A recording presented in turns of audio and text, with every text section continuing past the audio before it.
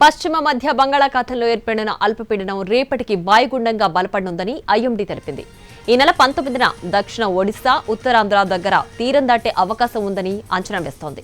Visakha, Anakapalli, Konaseema, Kakinada, west Godavari జిల్లాలకు red alert జారీ చేశారు. శ్రీకాకుళం, మన్యం, అల్లూరి, ఈస్ట్ గోదావరి, ఏలూరు, కృష్ణా, బాపట్ల, పల్నాడు, ప్రకాశం, నంద్యాల జిల్లాలకు ఆరెంజ్ అలర్ట్ ఇచ్చారు.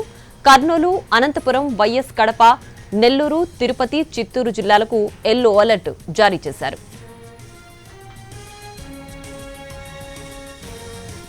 విశాఖ తీరం వైపు వాయుగుండం దూసుకొస్తోంది. పశ్చిమ మధ్య బంగాళాఖాతంలో ఏర్పడిన అల్పపీడనం క్రమేపీ బలపడుతోంది. ఎల్లుండి ఉదయంకి ఈ వాయుగుండం దక్షిణ ఒడిశా, ఉత్తరాంధ్ర మధ్య తీరం దాటుతుందని ఐఎండీ అంచనా వేసింది. విశాఖతో పాటు అనకాపల్లి, కోనసీమ, కాకినాడ, వెస్ట్ గోదావరి జిల్లాలకు రెడ్ అలర్ట్ జారీ చేసింది.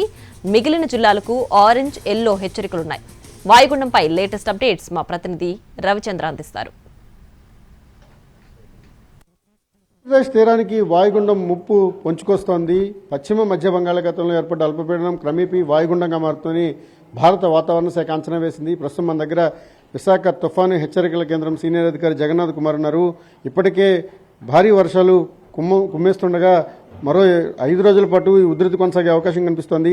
సార్, ప్రస్తుతం ఉన్న అల్పపీడనం ఎప్పటిలోపు వాయుగుండంగా మారే అవకాశం ఉంది?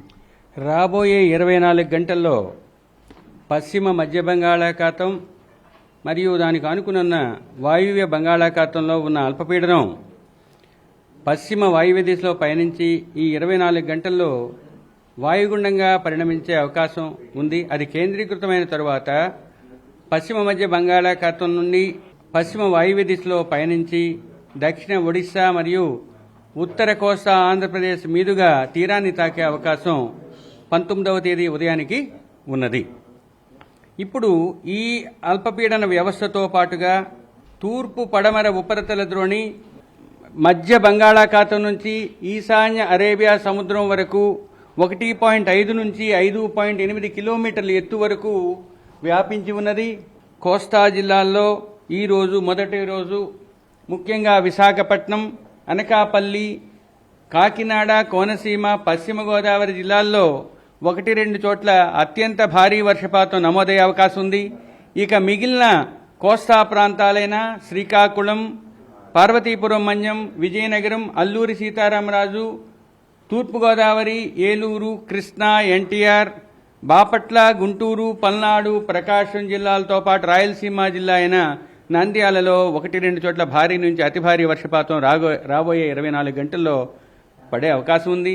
మిగిలిన కొన్ని జిల్లాల్లో ముఖ్యంగా పొట్టి శ్రీరాములు నెల్లూరు జిల్లా, తిరుపతి, చిత్తూరు, వైఎస్ఆర్ కడప, అనంతపురం, కర్నూలు జిల్లాల్లో 1-2 చోట్ల భారీ వర్షపాతం ఈ 24 గంటల్లో పడే అవకాశం ఉంది. విశాఖపట్నం, అల్లూరి సీతారామరాజు, ఏలూరు, గుంటూరు, ఎన్టీఆర్, అనకాపల్లి, కాకినాడ, కోనసీమ, యానాం జిల్లాల్లోతో పాటు పశ్చిమ తూర్పు గోదావరి జిల్లాల్లో 1-2 చోట్ల అత్యంత భారీ అవకాశం ఉంది. రెండవ రోజు విజయనగరం, పార్వతీపురం, శ్రీకాకుళం, అల్లూరి సీతారామరాజు, ప్రకాశం, పల్నాడు, బాపట్ల, కృష్ణాతో పాటు నెల్లూరు జిల్లాల్లో భారీ నుంచి అతి భారీ అవకాశం ఉంది. శ్రీకాకుళంలో గరిష్టంగా 11 సెంటీమీటర్ల వర్షపాతం నమోదైంది. విశాఖపట్నం అలాగే ఉత్తరాంధ్ర జిల్లాలన్నింటిలోనూ కూడా భారీ వర్షాలు కురుస్తున్నాయి. విశాఖ నగరంలో అయితే కుండపోత కారణంగా అనేక ప్రాంతాలు నీట మునిగిన పరిస్థితి, కాలనీలన్నీ కూడా జలమయమయ్యాయి. బంగాళాఖాతంలో వాయుగుండంగా ఏర్పడిన తర్వాత వర్షాల తీవ్రత పెరుగుతుంది. ఇప్పటికే రెడ్ అలర్ట్ను ఇష్యూ చేశారు.